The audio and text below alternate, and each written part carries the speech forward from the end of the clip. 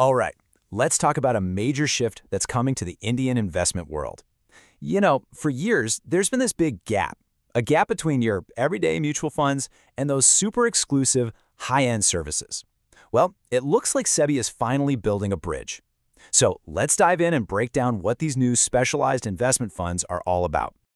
So, for the longest time, the choice for investors in India was, well, it was pretty black and white. On one hand, you had mutual funds. Super easy to get into, right? But they're not very flexible.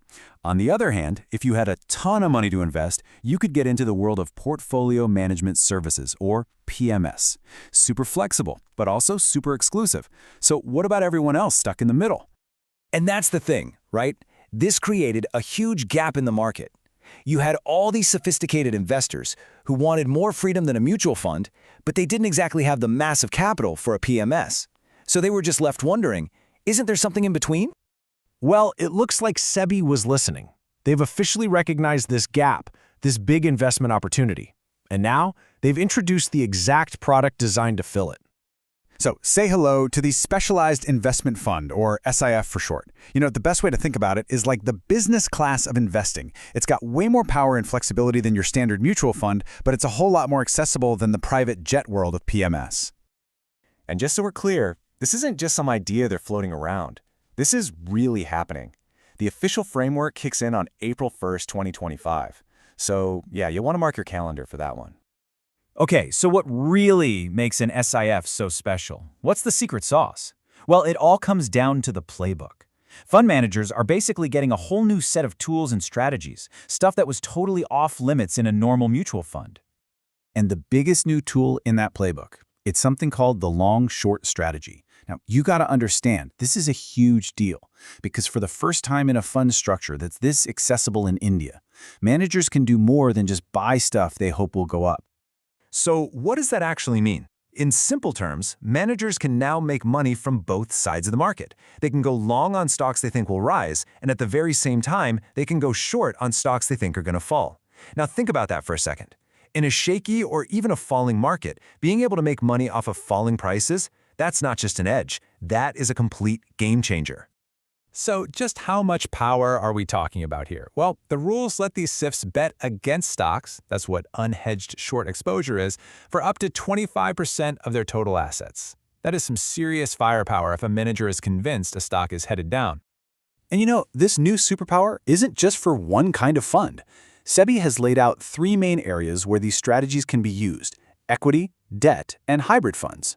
This means we could start seeing some really innovative products, like, say, a sector rotation long-short fund, or maybe an active asset allocator that can jump between different assets. Okay, so that's the cool new stuff fund managers can do. But what does it mean for you, the investor? Well, as you can probably guess, with more advanced strategies come a different set of rules.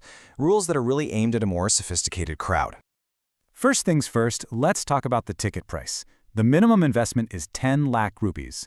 But here's the key detail. That's not per fund. That's your total investment across all the SIFs from a single fund house. And they're being really specific about how they track this too. It's all tied to your PAN. The whole point is to make sure that anyone getting into this game is doing it at a significant level. Oh, and by the way, your other mutual fund investments with that same company, yeah, those don't count towards the minimum. All right, here's another really important rule.